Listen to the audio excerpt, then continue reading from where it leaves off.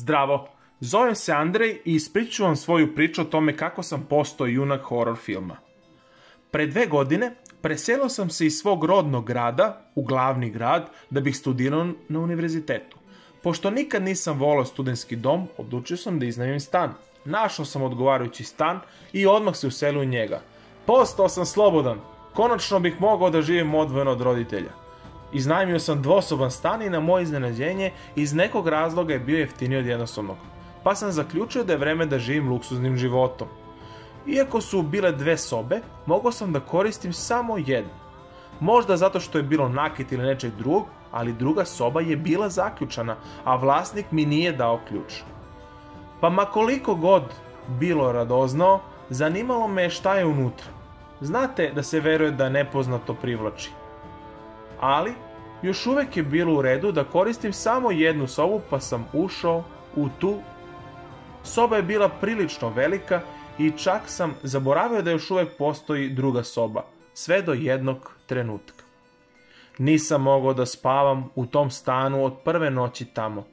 Bio sam veoma ljut na komšije koje su sve vreme pričale o nečemu i nisu prestajale.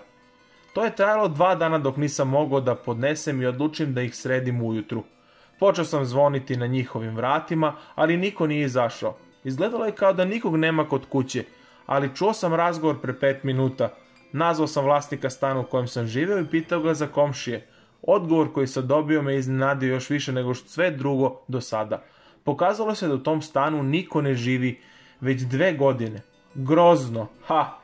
Stan je pripadao banci i nisu ga mogli prodati. Pa to je jasno. Međutim, postavlja se pitanje, ako niko nije stanovao u stanu, kako sam mogao čuti razgovore? Ne bi mogle biti komšije gore jer sam definitivno čuo zvuk iz tog stana. Šta više, tamo su živela 2 para, deda i baka i jedan deda. Oni su sigurno spavali noću. Odlučio sam da pažljivo slušam odakle dolaze glasovi. Došla je noć i razgovori su ponovo započeli. Počeo sam da slušam. Slušao sam glasove koji su me oblili u hladan znoj. Sve ovo vreme glasovi su dopirali ne sa vrata stana, već iz te zatvorene sobe. Iskreno, to sam video u horor filmovima mnogo puta, ali nikada nisam mislio da mi se to može dogoditi. A rekao sam sebi da je panika posljednja stvar koju ću napraviti. Prvo sam morao da pozovem vlasnika stana. Naravno, ne bih zvao noću, pa sam odlučio da sačekam do jutra. Ujutro sam nazvao vlasnika i rekao mu da sam čuo glasove u drugoj sobi. Dobio sam kratak i jasan odgovor. Ako vam se nešto ne sviđa, jednostavno odite. Bilo je očigledno da od njega neću dobiti odgovore i zato sam odlučio da sve proverim sam i otvorim vrata te proklete sobe. Da, definitivno je to bila prokleta soba jer nisam mogao da objasnim šta se tamo događa na drugi način. Noć je došla, spremao sam se da otvorim ta vrata kao da ću pobediti velikana. Ali šta sam mogao učiniti? Morao sam otvoriti onu Pandorinu kutiju. Dok sam skupljao hrabrost i spremao se, primetio sam jednu čudnu stvar. Glasovi su nestali. Da, bilo je već 1 sat ujutru i nisam mogao čuti razgovor iz te druge sobe. Tada sam hteo još više da otvorim ta vrata. Uzeo sam spajalicu, šrafciger i počeo pažljivo otvarati vrata. Hvala Bogu da me ujak naučio kako to da radim u detinjstvu. Ne znam zašto me je tome naučio, ali kao što ste mogli da vidite, bilo je korisno. Malo posla na tome i uradio sam to. Počeo sam polako otvarati vrata i ušao tiho. Tamo je bilo vrlo mračno i nisam mogao da pronađem prekidač za svetlo. U tom trenutku je razgovor ponovo počeo. Izgledalo da stojim nekoliko centimetara od izvora zvuka. Odjednom sam stajao mirno i nisam se micao. Imao sam samo jednu misao. Zašto sam došao ovde? Zašto nisam ostao u krevetu?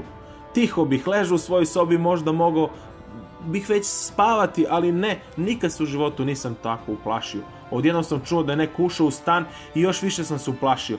Osjećao sam se stvarno uplašeno. Čuo sam nekoga kako dolazi u sobu u kojoj sam se nalazio. Bilo je strašno. Neko je počeo da otvara vrata, ja sam nesvesti od straha. Probudio sam se u bolnici, vlasnik i neka baka bili su preda mnom. Pitao sam ih šta radim tamo, a vlasnik mi je rekao kako me pronašao bez svesti i pozvao hitnu pomoć. Ispričao sam mu priču, a starija gospođa pored mene se izvinila zbog razgovora u snu. Pokazalo se da ta žena živi u toj sobi. Ona je majka vlasnika i ima jednu neobičnu naviku, priča u snu. Zatvorila je svoju sobu jer nije želela da joj stanari ulaze u sobu. Otišla je na pijacu rano ujutru i vratila se kad još nisam bio kod kuće. I nisu mi rekli za mog komšiju jer su mislili da zbog toga neću hteti da živim u ovom stanu. Ovo je priča o tome kako moja radoznalost i fantazija dobro funkcionišu kao tim.